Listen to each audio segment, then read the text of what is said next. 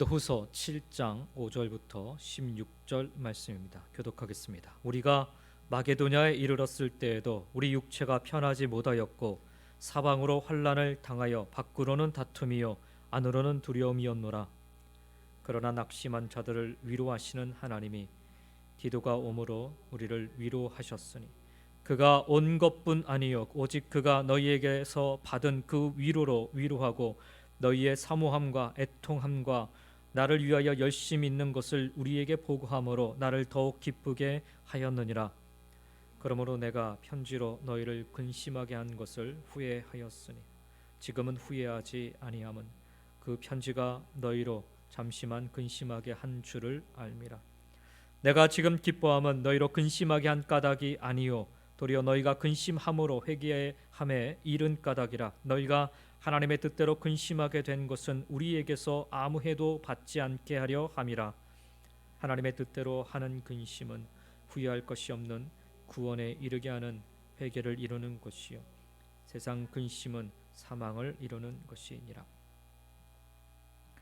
보라, 하나님의 뜻대로 하게 된 이 근심이 너희로 얼마나 간절하게 하며 얼마나 변증하게 하며 얼마나 분하게 하며 얼마나 두렵게 하며 얼마나 사모하게 하며 얼마나 열심히 있게 하며 얼마나 벌하게 하였는가.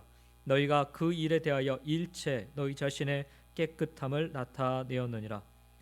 그런즉 내가 너희에게 쓴 것은 그 불의를 행한 자를 위한 것도 아니요 그 불의를 당한 자를 위한 것도 아니요 오직 우리를 위한 너희의 간절함이 하나님 앞에서 너희에게 나타나게 하려 함이로라. 이로 말미암아 우리가 위로를 받았고 우리가 받은 위로 위에 디도의 기쁨으로 우리가 더욱 많이 기뻐함은 그의 마음이 너희 무리로 말미암아 안심함을 얻었음이라. 내가 그에게 너희를 위하여 자랑한 것이 있더라도 부끄럽지 아니하니 우리가 너희에게 이른 말이 다 참된 것 같이 디도 앞에서 우리가 자랑한 것도 참되게 되었도다. 그가 너희 모든 사람들이 두려움과 떨므로 자기를 영접하여 순종한 것을 생각하고 너희를 향하여 그의 심정이 더욱 깊었으니 내가 범사에 너희를 신뢰하게 된 것을 기뻐하노라. 아멘. 오늘 이 말씀을 가지고 위로의 주 하나님이라는 제목으로 말씀을 나누겠습니다. 이런 이야기 한 토막이 좀 생각이 납니다. 긴 사막 여행을 막 마치고 돌아온 아주 유명한 여행가에게 인터뷰에서 한 기자가 이렇게 물었습니다. 여행 중에 가장 힘들었던 것이 무엇이었습니까? 사막 여행을 하고 온 거니까. 광야를 혼자서 걸으며 겪었던 외로움이었습니까? 라고 물었습니다. 그러자 여행가는 단호하게 아닙니다라고 대답을 합니다. 그러면 한낮의 뜨거운 열기나 밤중에 옷 속을 파고드는 추위였습니까? 라고 또 묻자 아닙니다 라고 또 대답을 하더래요. 그러면 끝없이 이어진 이 사막이니까 여정의 그 지루함이었습니까? 라고 묻자 그것도 아닙니다 라고 대답을 했습니다. 기자가 생각하기에 그래도 뭔가 좀 힘든 일이 있었지 않았겠나 궁금해서 또 기사거리를 좀 써야 되니까 그래서 또 물었습니다. 그러면 도대체 무엇이 힘들었습니까? 라고 물었습니다. 그러자 이 여행가가 이런 대답을 했대요. 사막 여행 내내 나를 힘들게 했던 것은 제 발바닥에 난 작은 티눈이었다라고.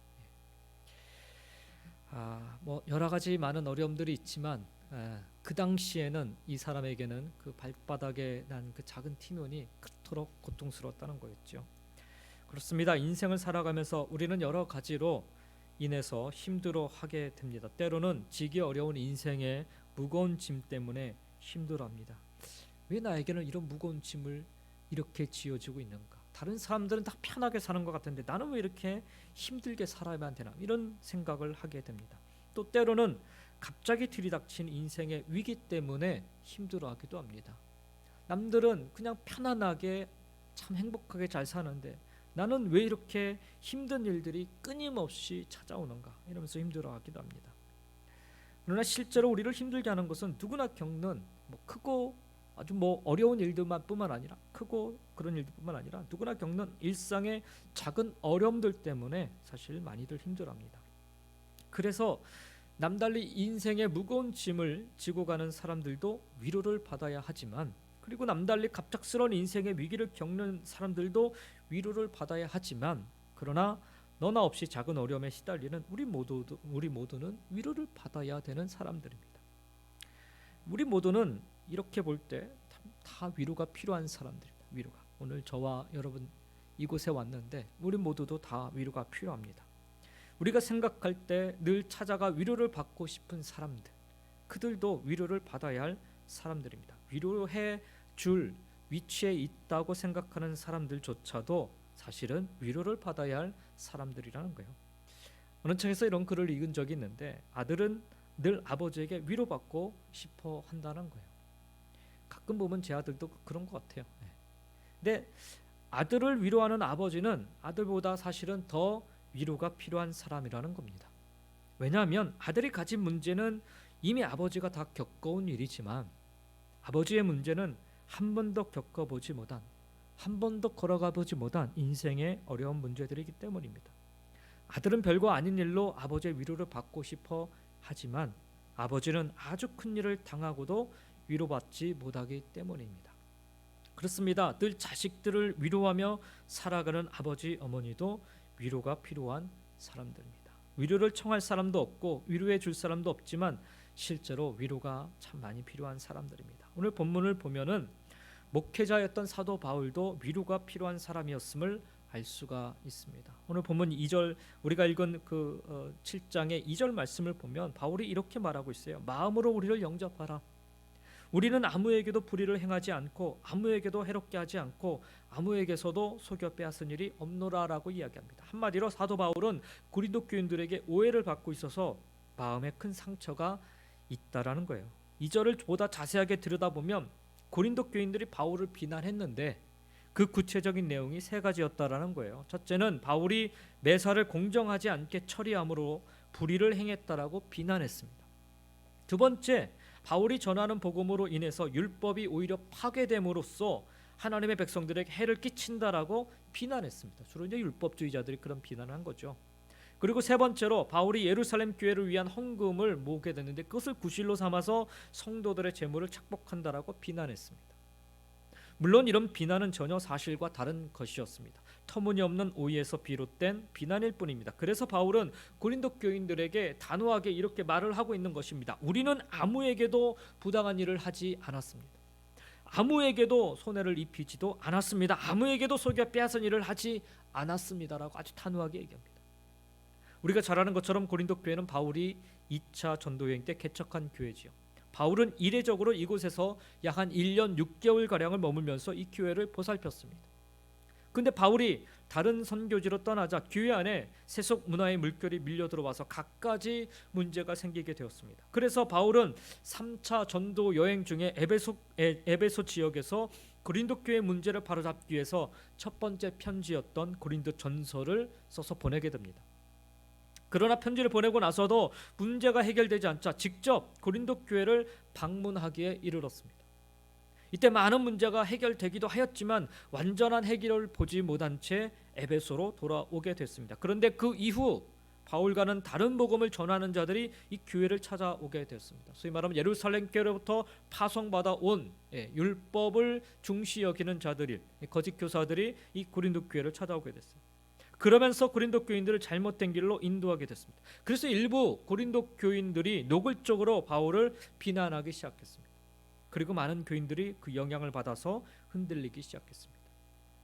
이런 소식을 전해 들은 바울은 무척이나 마음이 상했습니다. 그토록 심혈을 기울여 교회를 세우고 개척했는데, 그리고 그 어느 교회보다도 정성을 다하여 섬겼는데, 그런데 돌아오는 것은 사실과 다른 오해에 대한 오해에 근거한 비난이었습니다. 이런 오해와 비난에 시달리게 된 바울은 비록 그가 목회자이기는 하지만 그도 역시 위로가 필요한 또 한 사람에 불과했던 것입니다. 그렇습니다. 목회자들도 때로는 위로가 필요합니다. 교인들이 많다 보니 저마다의 관점에서 볼 때 오해할 수 있습니다. 그리고 사실과 다르게 비난을 받을 때도 있습니다.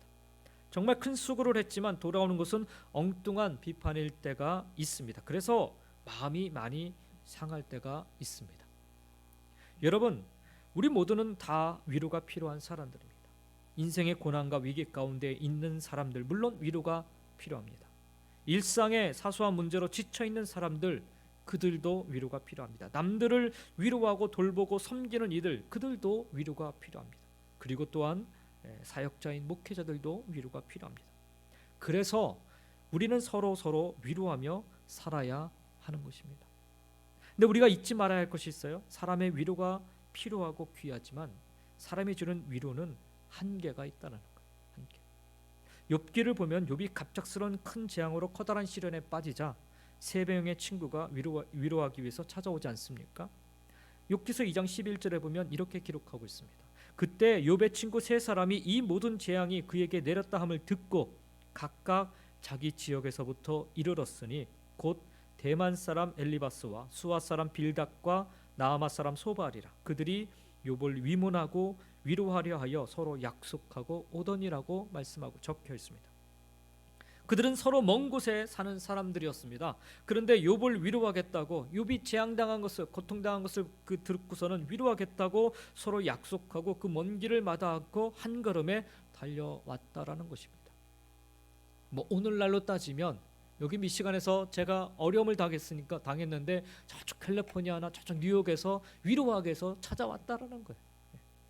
정말 욥을 생각하는 마음이 깊고도 컸던 것입니다. 아마도 저들의 방문이 욥에게 큰 위로가 되었을 것입니다. 처음에는 저들이 욥을 위로하기 위해 최선을 다했어요. 욥의 참담한 광경을 보고는 아무런 말도 할 수가 없었습니다. 그래서 그 상황에서 그냥 욥 옆에서 같이 아파하고 같이 슬퍼하고 같이 곁에 있어줬어요.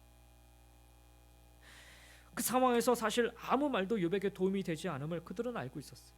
그래서 7일 동안, 2일 동안 밤과 낮을 꼬박 욥 곁에 그저 말없이 함께 앉아 있었습니다.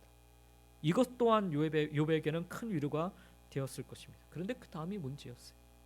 욥이 친구들의 위로에 힘을 얻었는지 드디어 말문을 엽니다. 자기 생일을 저주하며 탄식을 털어놓기 시작합니다. 얼마나 속이 답답했으면 처음으로 꺼내는 얘기. 그럴 수 있잖아요. 그러자 친구들은 나름대로 욥을 위로한다고 자기 입장에서 말하기 시작합니다. 안타까운 것은 그 말들이 욥과의 논쟁이 되고 맙니다. 그래서 욥기서를 보면 4장부터 시작된 욥과 친구들 사이의 논쟁이 무려 37장까지 욥기서의 34장에 걸쳐서 길게 그 논쟁들이 이어지고 있습니다. 사실 욥에게 이런 친구들과의 논쟁은 아무런 도움이 되지 않았습니다. 오히려 욥은 이 논쟁 도중에 더욱더 큰 고통을 겪게 되었습니다. 그래서 친구들은 위로한다고 나름대로 최선을 다해서 욥에게 말했지만 그 말이 위로는커녕 욥에게는 큰 고통이 되고 말았던 것입니다. 그렇습니다. 사람이 주는 위로는 한계가 있어요. 한계가. 어느 정도의 유익은 있지만 온전한 위로는 불가능하다라는 거예요. 오히려 그 위로가 어떤 경우에는 더 큰 고통을 가져다 줄 수도 있다라는 사실. 여러분, 사람의 위로를 너무 기대하지 마시기 바랍니다. 그 위로가 부분적으로는 도움이 되지만 분명히 한계가 있기 때문이었습니다. 그리고 이 사실을 기억하며 우리 스스로 사람들을 위로하고자 할 때 절제할 줄 알아야 돼요. 그래서 절제. 내 위로가 온전한 위로가 될 수 없기 때문에 그래서 절제가 필요한 것입니다. 오늘 본문을 보면 바울은 하나님의 위로를 받게 되었다라고 간증하고 있습니다. 위로가 필요할 때 하나님께서 자신을 위로하셔서 정말 온전한 위로를 받았다라고 간증하고 있습니다. 오늘 본문 5절부터 7절의 말씀을 보면 다시 보겠습니다. 제가 읽겠습니다. 우리가 마게도냐에 이르렀을 때에도 우리 육체가 편하지 못하였고 사방으로 환난을 당하여 밖으로는 다툼이요 안으로는 두려움이었노라. 그러나 낙심한 자들을 위로하시는 하나님이 디도가 오므로 우리를 위로하셨으니 그가 온 것뿐 아니요 오직 그가 너희에게서 받은 그 위로로 위로하고 너희의 사모함과 애통함과 나를 위하여 열심 있는 것을 우리에게 보고함으로 나를 더욱 기쁘게 하였느니라 라고 말씀합니다. 한마디로 말하면 정말 자기와 자기 일행이 힘들었을 때 하나님께서 자기 일행들을 돌아보셨다라는 것입니다. 그리고 하나님께서 친히 자기와 그 일행을 위로해 주셨다라는 거예요. 그렇습니다. 하나님께서는 하나님의 사람들을 친히 위로하십니다. 하나님의 때 하나님의 방법으로 위로하십니다. 그래서 하나님의 사람들은 이 하나님의 위로를 통해 온전한 위로를 받게 되는 것입니다. 그 결과 온전히 회복되고 다시 일어서게 되고 또다시 능력 있는 삶을 살 수 있게 되는 것입니다. 자, 그러면 우리는 하나님의 위로를 어떻게 느낄 수 있게 되는 것일까요? 우선 오늘 우리가 본문 말씀을 통해서 우리가 깨닫게 되는 것은 우선 하나님께서 우리를 기억하신다라는 이 깨달음으로부터 하나님의 위로하심을 느끼게 됩니다. 5절과 6절 다시 말씀을 보면은 우리가 마게도냐에 이르렀을 때도 우리 육체가 편하지 못하였고 사방으로 환난을 당하여 밖으로는 다툼이요 안으로는 두려움이었다라고. 바울은 마게도냐에 있을 때 정말 큰 고통을 겪고 있었다라는 거예요. 밖으로는 박해로 인한 다툼이 있었고 안으로는 내부 갈등으로 인한 두려움이 있어서 그야말로 내우외환의 고통을 겪고 있었다라는 것입니다. 그런데 하나님께서 이런 자기를 기억하고 계셨다라는 거예요. 그러나 낙심한 자들을 위로하시는 하나님이 디도가 옴으로 우리를 위로하셨으니라고 말씀합니다. 그리고 디도를 보내셔서 위로하셨다는 거예요. 이사야서 49장 14절 이하의 말씀에 보면 이사야 선지자는 이렇게 기록하고 있습니다. 오직 시온이 이르기를 여호와께서 나를 버리시며 주께서 나를 잊으셨다 하였거니와 여인이 어찌 그 젖 먹는 자식을 잊겠으며 자기 태에서 난 아들을 긍휼히 여기지 않겠느냐. 그들은 혹시 잊을지라도 나는 하나님은 너를 잊지 아니할 것이라. 이렇게 기록하고 있습니다. 어머니가 자식을 잊을 수 없는 것처럼 하나님께서 하나님의 백성들을 잊을 수 없다라는 것입니다. 아니 어머니가 그 자식을 설사 잊는다 해도 하나님께서는 결코 당신의 백성을 잊을 수 없다라는 말씀을 남기고 있는 것입니다. 그렇습니다. 어미가 자식을 잊을 수 없습니다. 특히 병들거나 장애를 가졌거나 딱한 처지에 놓인 자식은 더더욱 잊을 수 없습니다. 멀쩡한 자식도 아프면 그냥 절절매지 않습니까 우리가? 그게 부모의 마음인 것 같아요. 마찬가지로 하나님께서 고통 중에 있는 하나님의 자녀들을 잊을 수 없으십니다. 우리가 이 점을 깨닫게 되면 하나님의 위로를 깊이 느끼게 됩니다. 이스라엘 백성들이 애굽 땅에서 노예처럼 살아갈 때, 그래서 그 땅에서 중한 고역으로 고통을 당하며 탄식하며 부르짖을 때 성경을 보니까 출애굽기 2장 24절부터 25절에 보니까 하나님이 그들의 고통 소리를 들으시고 하나님이 아브라함과 이삭과 야곱에게 세운 그의 언약을 기억하사 하나님이 이스라엘 자손을 돌보셨고 하나님이 그들을 기억하셨더라라고 말씀하고 계십니다. 그래서 그들이 출애굽한 거예요. 그래서 사랑하는 성도 여러분, 우리가 힘들어할 때 하나님께서는 결코 우리를 외면하지 않으십니다. 사도 바울이 그 어려움 중에 빠져 있었던 그 순간에 하나님이 그냥 내버려 두신 것이 아니라 하나님이 기억하고 계셨어요. 바울의 그 아픈 마음을 기억하고 계셨어요.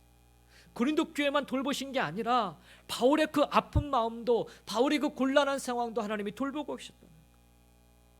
우리를 기억하시고 우리의 처지를 기억하시고 우리의 고통을 기억하시는 분이 바로 하나님이십니다.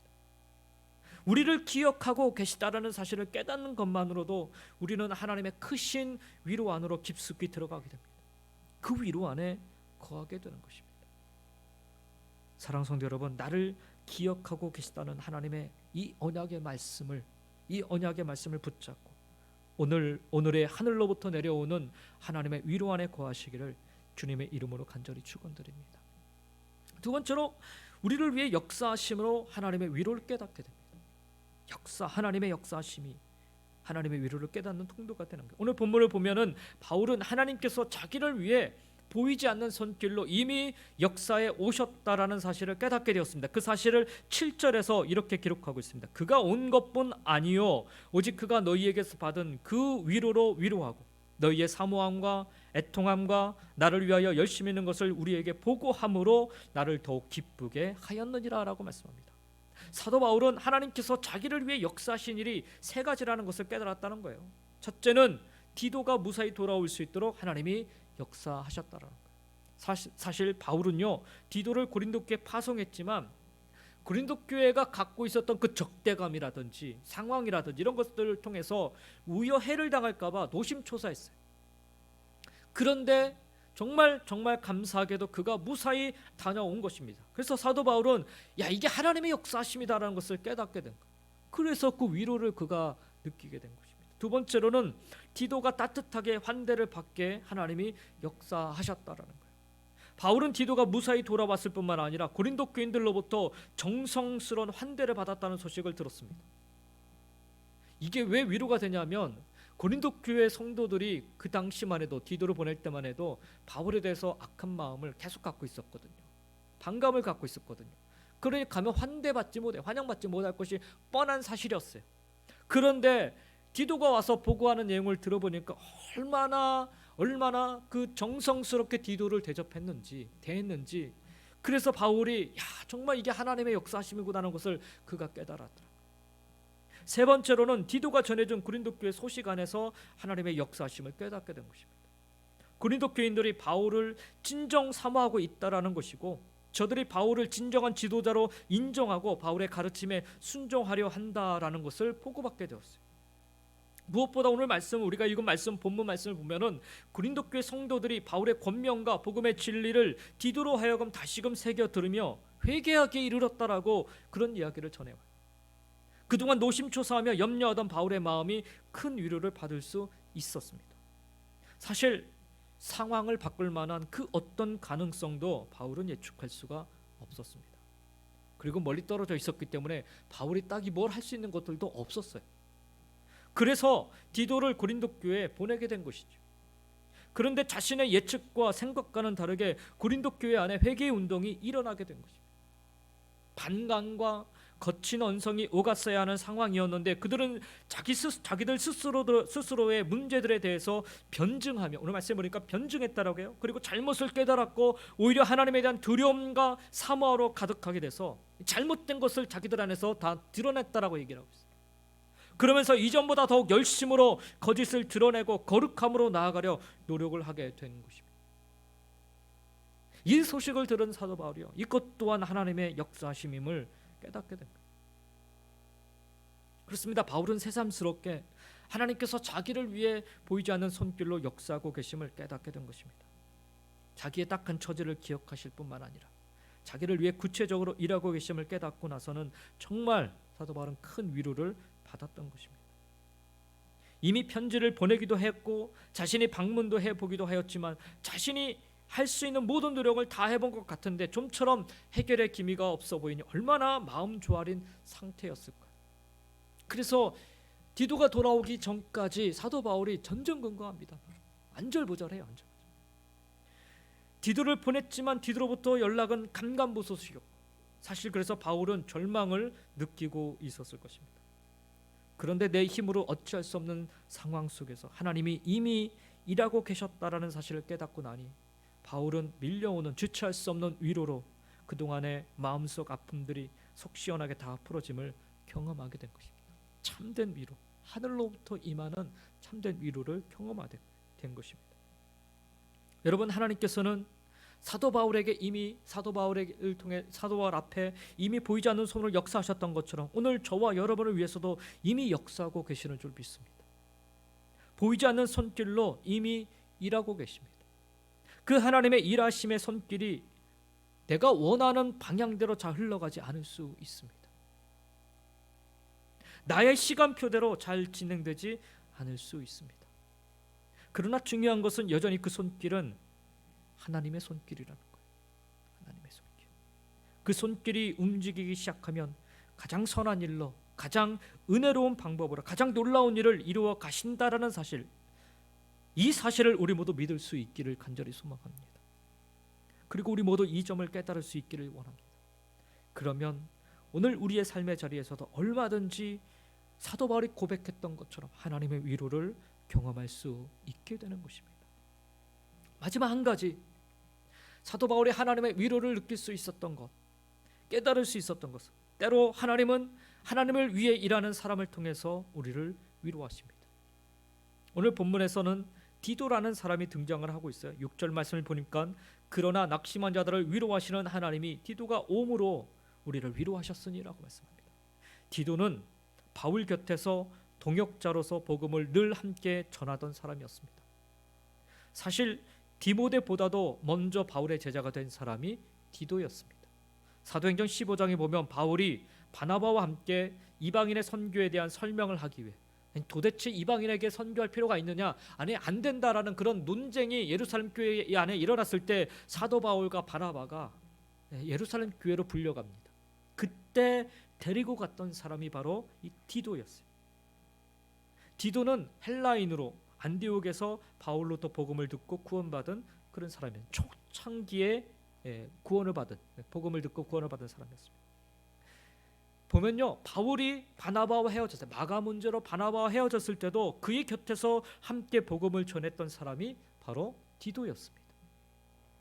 근데 보면 사도행전의 기록 등을 살펴보면요, 거의 디도의 이름을 찾아보기가 어렵습니다.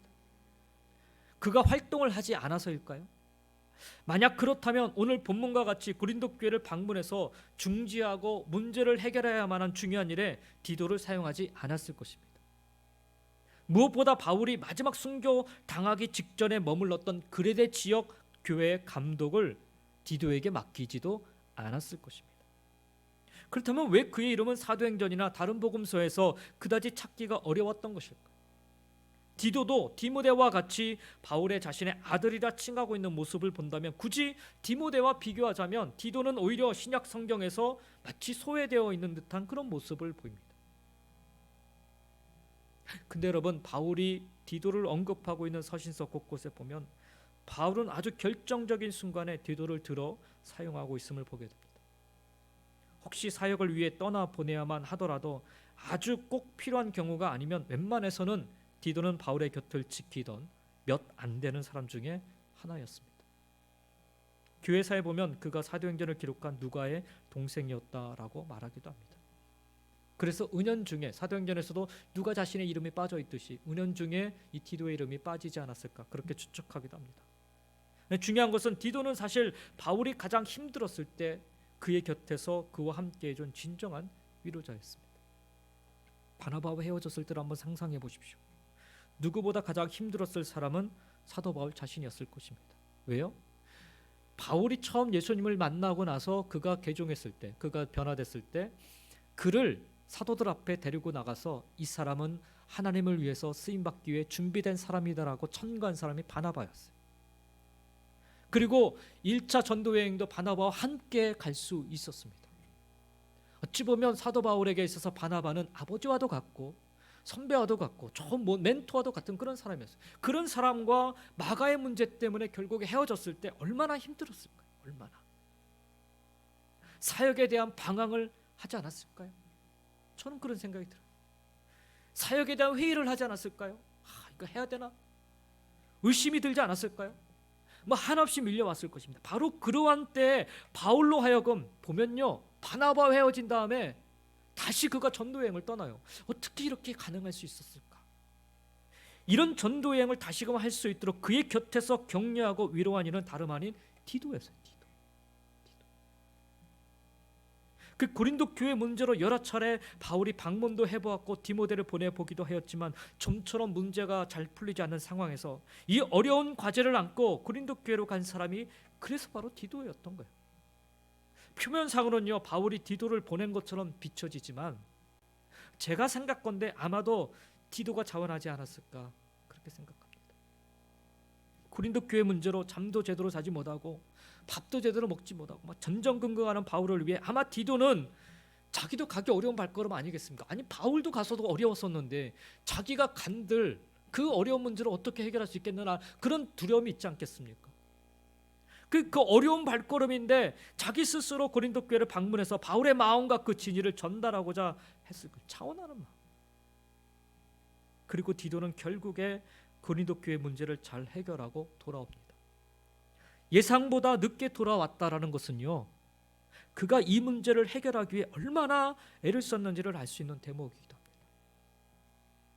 좀처럼 바울보다 앞서 나가지 않는 사람이 디도였어요.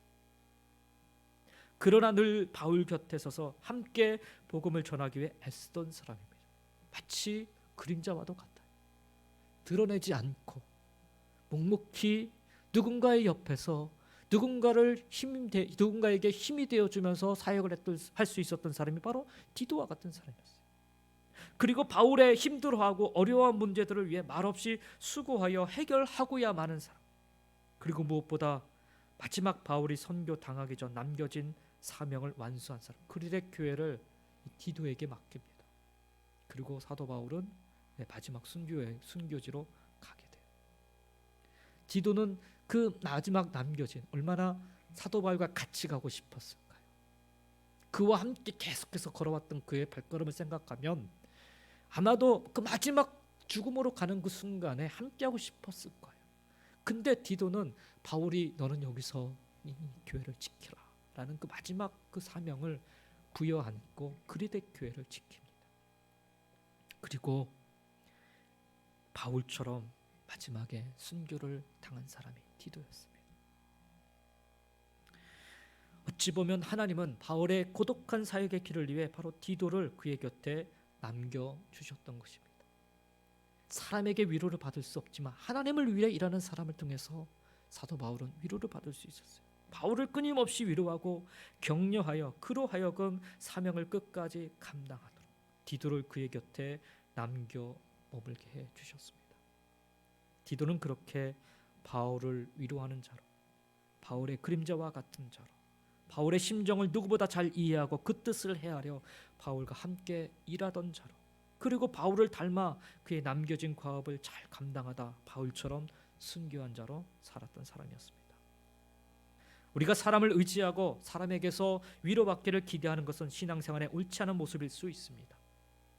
처음에도 말씀드렸지만, 그러나 때로 하나님은 하나님을 위해 일하는 사람을 통해 이렇게 일하시기도 합니다. 단 한 사람을 통해서 한없는 하나님의 위로를 경험하게 하시기도 하십니다. 어쩌면 바울 곁에 끝까지 남아 있었던 이 디도로 말미암아 사도 바울은 순교의 길을 거침없이 걸어갈 수 있지 않았을까 생각합니다.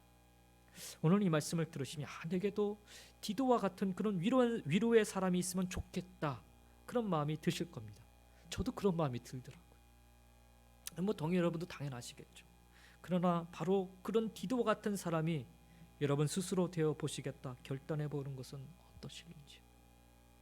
바울을 위해 손발 걷어붙이고 갈등을 중지하고 위기를 관리하고, 그래서 바울에게 신실한 동역자로 인정받았던 하나님의 사람 디도처럼 그런 마음으로 그런 잔세로 헌신하며 다른 누군가에게 위로자의 삶을 살아보시지는 않으시겠는지요. 바울은 디도의 헌신과 섬김을 통해 하나님의 위로를 깨달을 수 있었습니다. 디도는요, 바울을 위해 일한 사람이 아니라 하나님을 위해서 일한 사람이었어요. 그래서 바울은 디도를 통해 위로를 받은 거예요. 하나님의 위로를 받은 겁니다. 그래서 그는 누구보다 디도가 돌아옴을 기뻐하였고 그가 가져온 소식에 큰 위로를 받았어요. 디도 역시 바울이 위로받고 기뻐하는 모습에 얼마나 기뻐했는지 모릅니다. 13절 말씀에 보면 그러죠. 이로 말미암아 우리가 위로를 받았고 우리가 받은 위로 위에 디도의 기쁨으로 우리가 더욱 많이 기뻐함은 그의 마음이 너희 무리로 말미암아 안심함을 얻었습니다. 여러분, 이 모습이 바로 사람을 통해 위로하시는 하나님의 역사하심입니다. 서로가 서로를 통해 위로받고 위로를 주는 관계. 하나님은 오늘도 디도와 같은 사람들을 들어 사용하십니다. 그래서 디도 같은 이들을 필요로 하십니다. 여러분이 먼저 손들어 자원하시어 디도와 같은 위로의 사람, 그 사명을 감당하며 살아가시기를 주님의 이름으로 간절히 축원드립니다. 사랑하는 성도 여러분, 우리는 모두 위로가 필요한 사람들입니다. 특히 하나님의 위로가 필요한 사람들입니다. 하나님께서는 우리의 이 딱한 형편과 견디기 힘든 고통을 아신다는 사실을 여러분 기억하시면서, 그리고 보이지 않는 손길로 이미 일하고 계십니다. 일하고 계시다는 사실을 여러분 기억하시면서 하나님의 위로하심을 느끼시기 바랍니다. 그리고 디도와 같은 자를 붙이셔서 우리를 위로하여 주십니다. 이 점을 깨닫게 될 때 말할 수 없는 하나님의 놀라운 위로를 사도 바울이 고백했던 것처럼, 깨달을 수 있었던 것처럼 우리도 고백하고 깨달을 수 있게 되는 줄 믿습니다. 오늘 하루도, 아니 남은 여러분의 인생이 날마다 하나님의 위로와 축복 가운데 승리하시기를 예수님의 이름으로 간절히 축원드립니다. 기도하겠습니다.